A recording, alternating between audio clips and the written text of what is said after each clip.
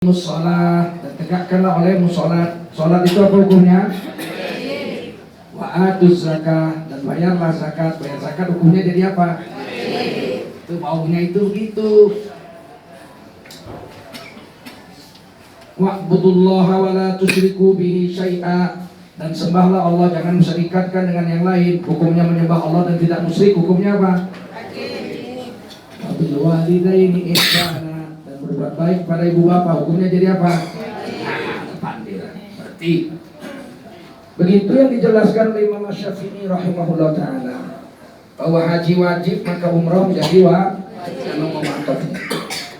Dan banyak sekali hadis-hadis yang dikisahkan yang kepada kita, sampai kepada kita, dan dituliskan paling lengkap dalam kitab Majmu' Syarhul Muhadzab Imam Nawawi, suatu kitab segini tebelnya itu khusus bahas bab umroh aja, hadis-hadis dan mengenai kewajiban-kewajiban umroh sama dengan kewajiban haji. Nabi dalam kisah itu, dalam riwayat 4 kali umroh dan cuma sekali haji. Nabi haji itu tahun ke-22, 13 tahun di Mekah, 10 tahun di Madinah, hampir 13 tahun di Mekah, hampir 10 tahun, jadi 22 tahun 2 bulan Rasulullah wafat. Nabi itu naik haji sekali aja, pulang haji 83 hari kemudian Rasulullah wafat. Jadi hajinya Nabi itu bisa dihitung itu 11, 12, 13 Zulhijjah Nabi di Mina, 14 Zulhijjah Nabi tawaf ifadah, kemudian Nabi tinggal di Mekah selama 3 hari. Berarti 15, 16, 17. Tanggal 17 Zulhijjah Nabi pulang ke Madinah. 17 Zulhijjah. Terus 17 Al-Muharram 1 bulan. 17 Safar. Ya kan? Terus 12 Rabiul Awal Nabi sudah wafat. Jadi 80-an 3 hari atau 80 hari, 83 hari kalau nggak salah. 14, dan 12, 17, kurang 5. Masa begitulah kejadian tentang haji. Jadi Nabi itu haji sekali. Tapi Nabi bersabda, andai kata umurku panjang, tahun depan aku haji lagi. Andai katanya Nabi itu menjadi bolehlah, sunnah lah hukumnya haji 2 kali, 3 kali, 4 kali. Sahabat Nabi itu seperti Sayyidina Hasan bin Ali bin Abi Thalib radhiyallahu anhu, itu setiap tahun ganjil jalan kaki dari Madinah ke Mekah. Setiap tahun ganjil sampai wafat. Nggak mau naik onta, kaya. Sayyidina Hasan kaya, punya onta, punya kuda, tapi beliau jalan kaki. Setiap tahun naik haji 521 kilo ke Mekah, balik lagi dari Mekah ke Madinah 521 kilo. 2 tahun sekali ganjil, tahun ganjil beliau naik haji. Jadi berapa puluh kali beliau naik haji. Tahun pertama kali haji wajib, kedua, ketiga, keempat, kelima, dan seterusnya hukumnya sunnah. Nah ini penting karena ada sebelumnya di Indonesia seorang kiai mengatakan siapa naik haji 2, 3 kali, 4 kali itu mengikut setan. Boleh haji kok ikut setan, mengikut iblis. Saya waktu itu bantah, kawan saya itu, kapan iblis naik haji? Kapan setan naik haji? Sekarang banyak kiai menyesatkan orang, Pak. Gara-gara bela-belain politiknya pemerintah. Oh, dibilangnya naik haji berulang-ulang iblis. Saya langsung bantah, kapan iblis naik haji? Jangan begitu. Alasannya karena banyak yang belum naik haji. Banyak juga yang gak bisa naik haji karena gak ada uangnya. Betul? Jadi kalau semua orang yang naik haji harus orang yang pertama naik haji, bagaimana yang membimbing? Kan nggak mungkin. Yang bimbing kan pasti sudah pernah haji. Bagaimana mau bimbing orang haji nggak pernah haji? Dan sahabat Nabi banyak yang hajinya berulang-ulang. Nabi aja yang haji sekali. Tapi Nabi mengatakan jika panjang umurku, tahun depan haji lagi. Nggak kesampaian, tapi itu kan menjadi cita-cita Nabi. Kalau cita-cita Nabi menjadi sunat lah hukumnya, karena kalau haram nggak mungkin Nabi mencita-citakan sesuatu yang haram. Usul fikihnya begitu. Sedangkan Nabi 4 kali umroh. Ini penting juga karena ada kiai ceramah juga di YouTube. Siapa yang umroh belum berhaji haram, umrohnya nggak sah. La ilaha illallah. Kalau itu Nabi 4 kali umroh, gak sah semua dong umrohnya. Karena Nabi umrohnya sebelum haji sekali terus wafat. Ini Pak, banyak kiai jadi-jadian Pak. Bukan karena nggak pinter. Oh profesor dokter. Oh hari ini aja nggak boleh bilang kafir lagi di Indonesia. Ini hari udah keluar keputusan nasional menghapus kata-kata kafir dari Indonesia. Ini berarti kiai-kiai yang mengajarkan tafsir ketemu kafir ngomong kafir bisa ditangkap karena menyakiti perasaan orang yang tidak Islam. Lo udah 73 tahun merdeka nggak ada yang sakit kok.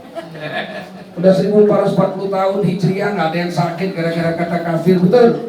Nggak ada yang sakit. Yang lucunya yang protes bukan organisasi massa Kristen. Yang protes kata kafir nyakiti orang Kristen, orang Hindu, orang Buddha, justru organisasi terbesar di Indonesia NU. Kan bingung. Kalau yang protes itu ikatan gereja, ikatan Hindu, masih masuk akal ya dah. Nah yang protes organisasi Islam katanya nyakiti orang bukan Islam. Emang dia pernah ngerasain sakitnya? Loh ibu saya anak Cina, kakek nenek moyang saya Cina, paman saya Cina, bibi saya Cina, dibilang kafir nggak tersinggung kok saya. Malah saya sedih. Kenapa paman-paman saya nggak masuk Islam? Nggak sakit hati, nggak marah tuh saya ngasah golok ngejar orang yang bilang kafir. Lah saya aja yang ngerasainnya nggak sakit kok, masa orang kiai-kiai mengatakan orang dibilang kafir sakit. Emang pernah jadi kafir tuh kiai-kiai itu? Kalau saya jelas, paman saya Cina, bibi saya Cina, kakek nenek moyang saya Cina. Nggak ada kami merasa sakit dibilang kafir. Karena kafir itu kafaro yakfuru kufron, menutup hati dari Allah dan Rasulnya. Nggak ada penghinaan di situ. Mana ada penghinaan di situ?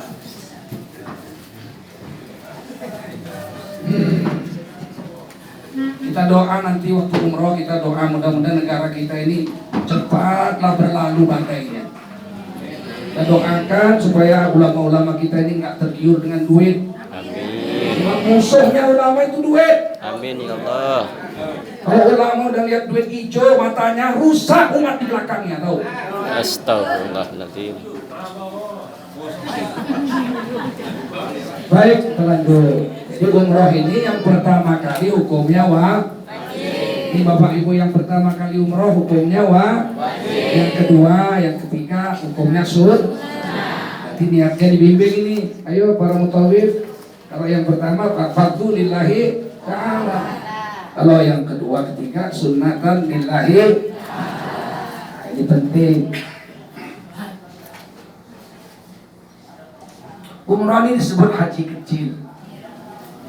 Haji kecil karena tidak ada wukuf, tidak ada mabit di Mina, tidak ada mabit di 2 kali di Mina, tidak ada di Musdalifah, ya hanya sekitar Mekah saja. Ya. Niat, kemudian niat umroh, niatnya nanti diberi Ali, dibimbing di bus rame-rame. Kemudian kita tawaf 7 kali, yang batal wudhunya ngomong, bukan rame-rame malu. Kalau wudhunya batal, tawafnya batal. Jadi batal, cuman nggak diulang dari nol. Kalau wudhu putaran kelima, batal waktu putaran kelima ngomong. Nanti tawaf bawa dia wudhu. Setelah wudhu diulangi yang kelima aja.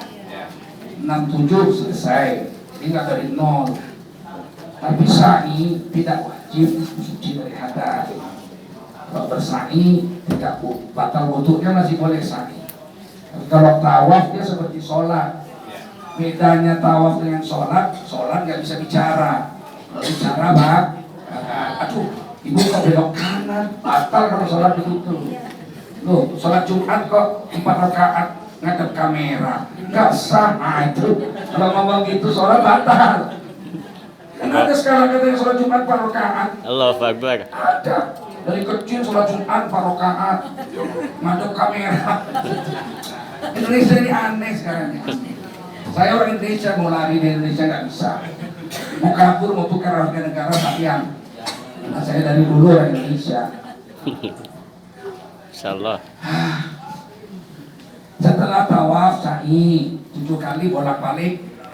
1 kali jalan disebut 1 kali. Jadi dari Sofa ke Marwah sekali, dari Marwah lanjut ke Sofa 2 kali. Gitu ya. Kemudian tahallul, niat keluar daripada umroh. Selesai, tertib satu lagi. Nggak boleh putar-putar. Tahallul dulu baru tawaf, itu nggak boleh. Tawaf rame, tahallul dulu, baru tawaf ntar belakangan, nggak boleh. Ini memang harus tertib. Tawaf sunat nanti ada, tapi sa'i sunat nggak ada. Saya pernah gitu kan waktu tinggal di Mekah 2 hari sekali, atau kadang-kadang setiap hari saya tawaf. Sa'i. Ada orang, saya umroh, ada orang sa'i pakai batik. Pasti orang Indonesia pakai batik. Terus tanya, "Niki sa'i Pak?" Saking pun di Tegal. Sa'i pun sa'i sunat. Allah. Sa'i sunat nggak ada. Yang ada tawaf. Jadi hari itu mudah sekali. Makanya kita bisa 3 kali umroh kalau yang kuat, 2 kali umroh nanti kalau yang kuat. Kalau 3 alhamdulillah 1 untuk kita yang pertama. Nanti kita ambil mikot dari Tanmir, 1 kali lagi dari Jaronah ya, 2 kali dari Tanmir ambil mikot lagi, niat sana, sholat 2 rakaat kemudian niat, nanti kita tawaf lagi. 1 tawaf untuk kita, 1 tawaf hadiah untuk ibu, 1 tawaf hadiah untuk bapak. Jadi oleh menghadiahkan pahala dalam akidah Ahlussunnah wal Jamaah. Khususnya 4 mazhab, Imam Hanafi, Imam Maliki, Imam Hanafi, Imam Syafi'i, Imam Hambali mengatakan boleh menghadiahkan pahala. Nggak ada khilafiyah, nggak ada perbedaan pendapat. Semua boleh. Hanya dalam hal menghadiahkan pahala Al-Quran ada khilafiyah. 3 mengatakan langsung. Imam Hanafi, Imam Maliki, Imam Hambali langsung. Saya hadiahkan Fatihah untuk bapak saya almarhum. Fatihah sampai. Kalau Imam Syafi'i tidak sampai kecuali dengan doa. Illa bid-doa. Jadi mesti didoa udah Al-Fatihah untuk bapak saya. Selesai, amin. Ya Allah, sampaikanlah hadiah pahala saya ini untuk bapak saya. Kalau Imam Syafi'i pakai doa. Kalau imam yang 3 lagi enggak. Jadi dalam mazhab yang 4, Imam Hanafi, Imam Maliki, Syafi'i dan Hambali sepakat boleh menghadiahkan pahala ibadah. Kalau haji dan umroh, saya ngajinya di sini di Masjidil Haram sama Mufti Mekah. Itu kita tanyakan, bolehkah menghadiahkan pahala haji badal haji? Oh, sunnah. Hadisnya Bukhari Abu Dawud. Untuk bapak hadis Bukhari, untuk ibu hadis Bukhari, untuk Abu Dawud hadis untuk menghadiahkan kepada teman. Labbaik an syukrumah, labbaik an syukrumah, Allahumma labbaik. Sahabat ini panggil Nabi, man syukrumah, siapa syukrumah itu? Kawanku. Kau udah haji belum? Belum. Hajikan untuk dirimu tahun ini, tahun depan kau hajikan syukrumah itu. Jadi berarti boleh menghadiahkan pahala haji. Kalau menghadiahkan pahala haji boleh, tentu menghadiahkan pahala umroh boleh. Menghadiahkan pahala sumur juga boleh. Jadi saat wafat ibunya, dia punya sumur. Sumur tuh kaya kalau punya sumur di sini dulu. Maka dia bilang, ya Rasul, aku punya ibu udah meninggal dunia, udah wafat, aku mau hadiahkan sumur ini, air-airnya nggak usah dijual lagi, orang ambil gratis, tapi pahalanya untuk ibu. Oh, sampai apa enggak? Oh, sampai, nah, sampai. Nah, jadi jangan segan-segan yang muda-muda umroh lagi untuk dihadiahkan kepada almarhum bapak dan ibu kita. Bagian ihram nanti bisa dibimbing oleh saudara-saudara kita, saudara-saudara kita bahwa tidak boleh berjahit bagi laki-laki, 2 kain saja, sarung dan bajunya, kain tidak berjahit. Nggak usah pakai celana dalam yang dilem-lem itu. Ada pula sekarang pakai celana dalam yang pakai kayak pempes, pakai pempes kayak orang mau kencing. Nggak usah, ikuti sunnah Rasulullah SAW. Khudhu minni manasikakum. Manasik kamu itu harus ambil dari saya, jangan ambil dari yang lain. Sunat sebelum ihram tuh gunting kuku, rapikan kumis. Kumis jangan besar.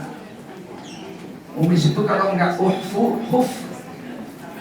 Kalau uhfu kumis disyukur habis. Kalau huffu kata Imam Ghazali dalam kitab Ihya Ulumuddin, dipotong pendek melingkar bibir. Huffu itu melingkar. Kayak saya ini huffu. Sayyidina Utsman huffu. Sayyidina Abu Bakar dengan Sayyidina Umar, dicukur habis. Tapi jenggot sunat dipelihara, laki-laki. Jadi dicukur kumisnya kecil atau dihabisin, cukumis, potong kuku. Rapi, kemudian mandi pakai wangi-wangian boleh, mandi masih boleh, mandi pakai sabun wangi boleh, tapi setelah pakai ihram nggak boleh lagi pakai minyak wangi. Waktu mandi boleh pakai sabun wangi, gosok gigi yang wangi-wangi boleh.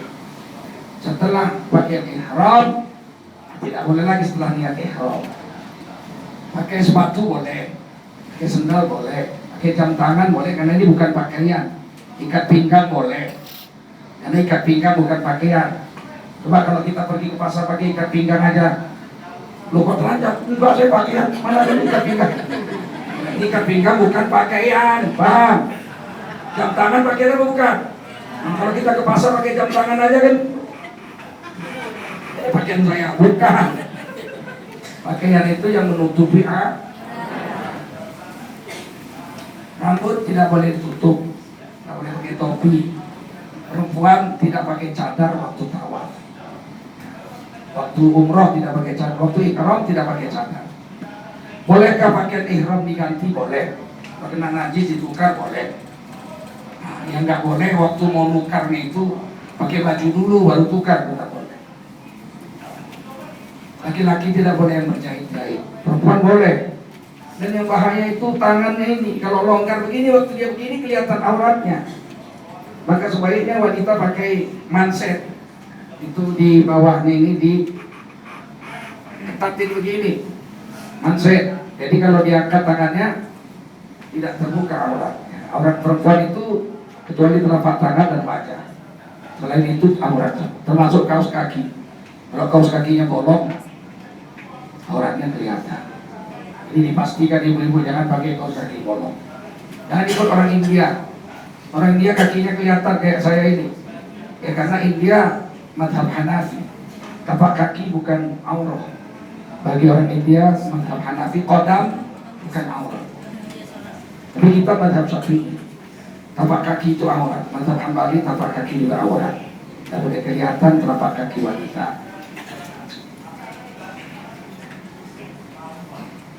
Umrah ini harus sungguh-sungguh. Nah biayanya mahal. Ibu-ibu kemarin habis 30 juta, bapak habis 30 juta. Banyak itu. Orang-orang miskin tidak bisa. Kalau buruh-buruh tani tidak bisa. Kecuali izin Allah betul-betul payah mengumpulkan 30 juta itu. Tapi kita dipilih Allah SWT dan taufiknya, maka kita niat sungguh-sungguh lah berumrah ini. Nah ketika sudah pakai ihram, sudah sampai Bir Ali, sudah niat, maka berlakulah larangan-larangan al-ihram. Tidak boleh melakukan hubungan suami istri, tidak boleh bertengkar, tidak boleh mengucapkan kata-kata kotor, cerita-cerita porno, tidak boleh. Jadi betul-betul setelah pakai ihram kita jaga betul-betul mata kita, mulut kita, telinga kita. Dan jangan megang-megang gunting. Nanti iseng-iseng motong kuku. Jangan pegang-pegang sisir, nanti iseng-iseng perut laki-laki bersisir-sisir. Jadi betul-betul kita jaga. Jangan menggugurkan rambut dengan sengaja, jangan potong kuku dengan sengaja. Nggak bisa, astagfirullah. Udah potong kuku 4 biji, tahu kawan, astagfirullah, nggak bisa, kena dam. Jadi jangan main-main. Jadi betul-betul fokus. Nanti di sana memang kita sampai di hotel nanti dijelaskan, cepatlah ganti baju. Kalau mau ganti baju boleh, mau letakkan barang, makan malam, kemudian kita lakukan umrah bersama-sama rame-rame nanti. Supaya lambat-lambat. Kemudian kita ingatkan bahwa umrah ini menggugurkan seluruh dosa dari ujung rambut sampai ujung kuku, sehingga kita nanti pulang seperti bayi baru lahir dari rahim ibu. Jadi kita berharap seluruh dosa kita tinggallah di sini. Jangan ada satu pun yang kita bawa lagi di tanah air kita Indonesia. Dan kemudian kita istighfar banyak-banyak. Astagfirullahaladzim, ya Allah lindungi aku. Kalau istighfarnya ada dua artinya paling tidak. Kalau orang berdosa istighfar artinya ampunilah dosa. Kalau istighfar orang yang sudah tidak berdosa, istighfar artinya lindungilah supaya tidak berdosa lagi. Gitu. Makanya di dalam Quran surah At-Taubah, surah Al-Hajj, surah At-Tahrim, penduduk surga itu berdoa istighfar juga. Rabbana atmim lana nurana waghfir lana. Wahai Allah, sempurnakanlah cahaya kami. Jadi orang di surga itu bercahaya. Nuruhum yas'a baina aydihim wa bi aymanihim. Wajahnya bercahaya, tangannya bercahaya, kepalanya, kakinya, tubuhnya, depannya, belakangnya, kanan, kiri, atas, bawahnya bercahaya. Ada yang seterang matahari, ada yang seterang bulan, bercahaya. Nah, orang di surga itu berdoa. Rabbana atmim lana nurana. Ya Allah, sempurnakanlah cahaya kami ini. Jangan habis-habis, jangan padam-padam sampai selama-lamanya. Waghfir lana. Dan lindungilah kami supaya tetap bercahaya selama-lamanya. Itu. Mana ada orang surga minta ampun? Kalau banyak dosa mana bisa masuk surga? Nah, ini yang artinya istighfar. Jadi kalau kita sudah pulang umroh, dosa sudah habis semua, saya berharap banyak istighfar sepanjang perjalanan supaya kita tetap dilindungi sampai tanah air tetap suci daripada segala dosa. Insya Allah ya. Kemudian sabar dalam perjalanan haji dan umroh itu memang berat, banyak cobaan. Setan nggak mau diem. So setan tuh nggak pernah cuti. Dikabarkan begini cerita ulama. Setan-setan minta sama Raja Iblis, wahai Tuan Raja Iblis, izinkanlah kami cuti sehari. Menggoda manusia itu cuti sehari. Kata Iblis, kau cuti sehari, jutaan orang dapat hidayah, nggak boleh cuti.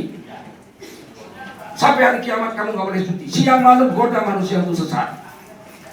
Begitu. Satu hari cuti Iblis, jutaan orang dapat hidayah, dapat petunjuk dari Allah. Tidak boleh berhenti, terus saja. Bukan orang jahat aja yang digoda. Orang yang sedang haji digoda, orang yang sedang sholat digoda, orang yang sedang ibadah betul-betul digoda. Kiai-kiai digoda.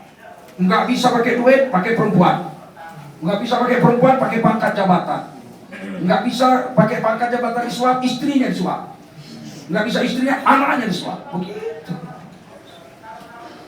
Jadi setan nggak pernah berhenti. Satu hari Balaam, seorang ulama besar zaman Nabi Musa, kalau dia doa kabul.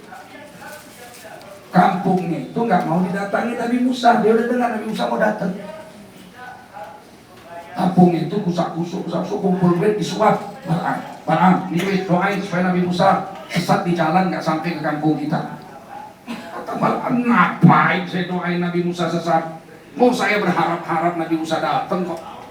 Nggak tembus, kasih perempuan nih istri baru, istri muda, nggak mau. Pangkat jabatan nggak mau.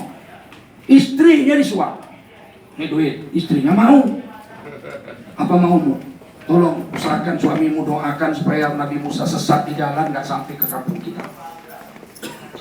Akhirnya istri Balaam bilang, Mas, doain aja Nabi Musa sesat. Oh nggak mau saya berdosa besar mendoakan Nabi. Tolonglah ini, dia udah dapat duit.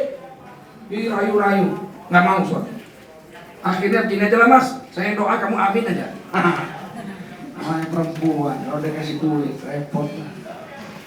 Doa perempuannya, ya Allah sesatkan Nabi Musa nggak sampai ke kampung kami. Amin, kata Balaam. 40 hari Nabi Musa sesat di jalan, nggak nampak jalan ke kampung. Tapi hasilnya Balaam dihitung kafir dan kekal dalam neraka selamanya. Sayang. Oleh karena itu kita jaga betul-betul, ingat setan nggak berhenti. Di tanah suci setannya pun yang udah tua-tua. Karena jin itu aja umurnya sampai 5.000 tahun. Jadi jin zaman Nabi Musa masih hidup sekarang di sini. Nah, masih hidup di Mekah nungguin kita nih kapan ini cucu-cucunya Nabi Adam datang ini. Dikasih dulu yang kopral, nggak lulus kopral yang kapten. Nggak lulus kapten kota yang kolonel, terakhir jenderalnya. Dia nggak akan berhenti terus. Di sana suci pun orang berzina ada. Nah, saya kan pernah tinggal di Mekah. Saya itu diajak berzina di Mekah. Bayangkan gilanya zaman sekarang. Mudah-mudahan kita bisa jaga ini. Ingat, setan nggak berhenti keluarga kita sampai kita pulang ke tanah air. Amin. Kemudian usahakan membantu banyak orang. Kelemahan orang Indonesia ini nggak mau membantu. Siapa lu siapa gua lah, ngurus diri sendiri aja repot, sampai ngurus orang. Akhirnya repot. Padahal kalau kita bantu orang, semua pahala orang itu sama kita. Kita bantu orang tawaf, seluruh pahala tawafnya untuk kita. Mungkin tawaf kita nilainya 0. Tawaf orang yang kita bantu nilainya 90. Kita dapat 90. Kalau kita tawaf dapat 90, kita tolong orang dapat 90, tawaf kita nilainya 180. Rugi-rugi. Kalau orang dulu berebut, ulamanya mau wudhu, dia ambilin air. Supaya apa? Supaya wudhunya ulama itu pahalanya untuk muridnya yang ngambilin air. Sholatnya ulama itu pahalanya untuk muridnya yang ngambilin air. Bayangin ulama sholat, memang yang dibacanya watini wazaitun, tapi nggak ada yang salah satupun. Kalau orang bodoh al-fatihah, waduh ampun lah. Nah kalau kata inabilah, aduh. Kita nggak bisa dapat pahala khatam Quran. Kita tolong orang-orang alim ya khatam Quran pahalanya untuk kita semua tanpa mengurangi pahala orang-orang alim. Itu juga kawan-kawan kita yang sudah tua-tua. Orang tua itu nggak bisa kita kalahkan. Meskipun ada ulama, saya ulama, hafal Quran, hafal hadis, sama orang tua tetap kalah. Saya pernah jumpa kakek-kakek umur hampir 80, sholat ke masjid mau ruku aja sampai gemeter itu saking sakit itu badannya itu udah kaku semua. Dan saya sholat ruku sujudnya kakulah sampai gemeter saya bilang sakit badannya sakit semua. Udah berapa lama sholatnya? Waduh, dari umur 7 tahun saya nggak pernah tinggal sholat. Terus semenjak remaja udah ke masjid sampai umur 80. Bagaimana ulama mau mengalahkan dia? Sholatnya aja 70 tahun, wuduknya 70 tahun, zikirnya 70 tahun. Sedangkan ulama umur 40, 30 kalah separuh. Wuduknya, zikirnya, sholatnya, puasanya, zakatnya kalah semua orang tua. Maka kalau kita tolong orang tua, kita mendapatkan kemuliaan yang luar biasa. Bukan umatku kata Nabi, laisa minna man lam yubajjal kabirona. Bukan umatku yang tidak mengagungkan orang-orang tua kami. Karena ini kalau kita baca medsos ngeri. Orang tua diluluin aja, lu Cina kepet kau. Manggil orang tua pakai lu kau.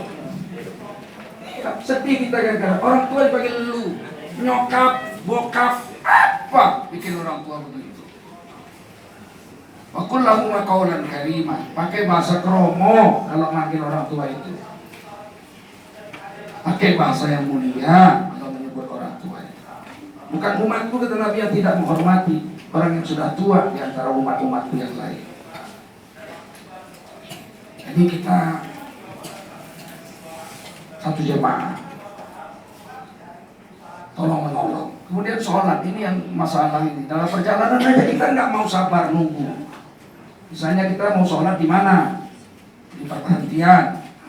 Nggak mau hari ruang sholat ini. Sholat berjemaah itu lebih besar daripada sholat sendiri. Kata Nabi dengan 27 darajat. Disampaikan Nabi darajat 27 darajat. Berjemaah lebih besar daripada sholat sendiri. Terus sahabat nanya mahiyat darajah ya Rasulullah. Derajat itu apa sih? 27 derajat pahala berjemaah lebih besar dari sholat sendiri. Derajat itu apa sih? Maka Rasulullah SAW Nabi menjawab dalam kitab Riyadhus Shalihin dalam Dalilul Falihin dijelaskan mahiyat darajah, dijawab ma baina darajatain ma baina sama'i wal ardh. Antara derajat yang satu dengan derajat berikutnya itu sejauh langit dan bumi.